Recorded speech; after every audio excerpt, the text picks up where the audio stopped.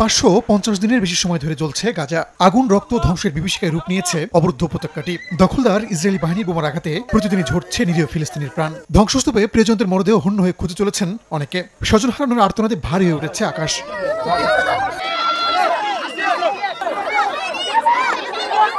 একমুঠো খাবারের জন্য হাহাকার করছে ছোট্ট শিশুরা। নেই খাবার, পানি, বিদ্যুৎ, প্রয়োজনীয় কাপড়। চিকিৎসা নেওয়ার জন্য যে হাসপাতাল প্রয়োজন তাও গুড়িয়ে দিয়েছে নেতানিয়াহু সেনারা। বোমার আঘাতে ধ্বংস করা হয়েছে উপত্যকাটির মসজিদগুলো।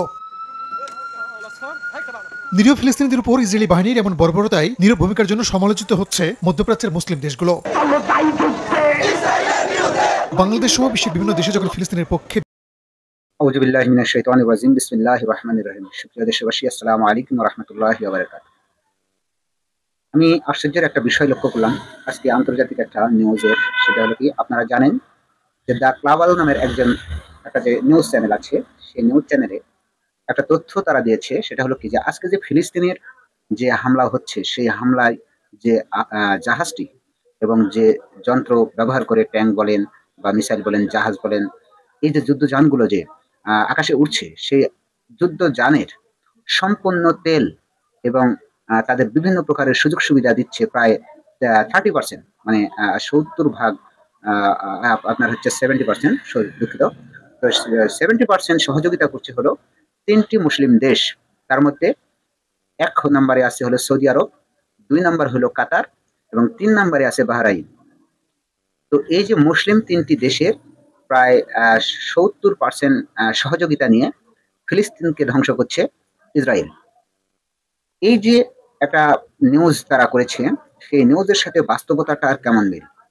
আমরা জানি যে সারা বিশ্বে আমেরিকার যে একটা মোড়লগিরি আছে এবং সেই মোড়লের এই মধ্যপ্রাচ্যে বিস্ফোরা হয়ে আছে হলো ইসরায়েল।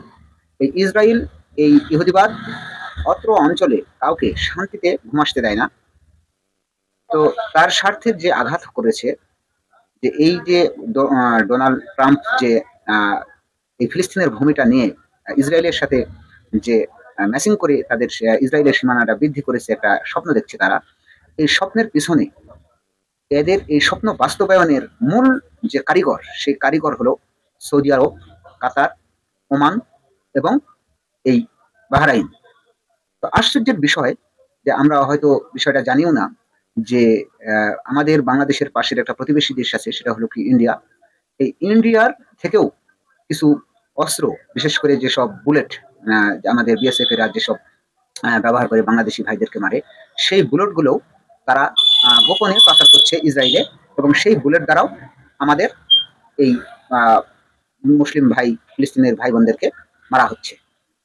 তো যেহেতু ইন্ডিয়া একটা হিন্দু রাষ্ট্র এবং আরো অন্যান্য বিজাতীয় যারা আছে, তারা সহযোগিতা যতটুকু করছে ইসরায়েলকে, কিন্তু এই মুসলিম দেশগুলো কেন, কি কারণে এরা বাধা আছে এই ইসরায়েলের কাছে, এইটা যদি আমি এখন আলোচনা করতে যাই তাহলে সহজেই বোঝা যাচ্ছে। আমি এর আগেও আপনাদেরকে ভিডিওতে বলেছি যে তাদের যে শখ আহ্লাদ, তারা যে মানে যখন ফিলিস্তিনের মানুষ, মানে তাদের ফিলিস্তিনে একটা, আপনি যে কুকুর পুষবেন, সেই কুকুরের যতটুকু দাম আছে, এই মানে সৌদি আরবের বাচ্চা বা আমেরিকার বাচ্চা, আমেরিকার যারা সরকার বা এদের কাছে যদি একটা কুকুর মারা যায়, সেই কুকুরের জন্য তারা সংসদে নিন্দা পোষণ করে। কিন্তু লক্ষ লক্ষ, হাজার হাজার আমার ফিলিস্তিনের মুসলমান ভাইরা, নারী, শিশু, তাদের ধ্বংস করা হচ্ছে, মেরে ফেলা হচ্ছে এবং তাদের স্থাপনাগুলো, ঘর বাড়িগুলো মাটির সাথে মিশিয়ে দেওয়া হচ্ছে। কিন্তু তাদের জন্য এই মুসলিম দেশগুলো, বিজাতীয়রা তো প্রতিবাদ করছেই না, মুসলিমগুলো, এই বিশেষ করে সৌদি আরব, কাতার, ওমান এবং বাহরাইন, এই দেশগুলো কিসের স্বার্থে তারা এই নিরঙ্কুশভাবে আমাদের মুসলিম নিধনে অংশগ্রহণ করছে? আর আমরা বাংলাদেশ থেকে শুধুমাত্র ইসরায়েল পণ্য বয়কট করো, ইসরায়েল পণ্য বয়কট করো এই বলে চিল্লাচ্ছি। আসলে ইসরায়েল পণ্য তো বয়কট করবোই, পাশাপাশি এই সৌদি আরব সহ এই যে মুসলিম যেসব নেমুখ হারাম, মানে মুনাফিক, এই মুনাফিকদেরকে আমাদেরকে আগে বর্জন করতে হবে।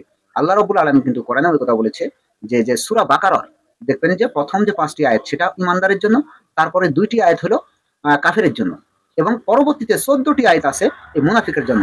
এবং এই মুনাফিকটা এতই খারাপ জিনিস, যেটা আপনার মাঝখানেই থাকবে, আপনার খাবে, আপনারই সঙ্গে সাথে ঘুরবে, কিন্তু আপনার ক্ষতি করবে। এই জন্য আল্লাহ রাব্বুল আলামিন দুজকেরও নিম্ন স্তরে দিবে, দুজকেরও নিম্ন যে স্তর, সেই স্তরেই দেবেন হলো এই মুনাফিককে।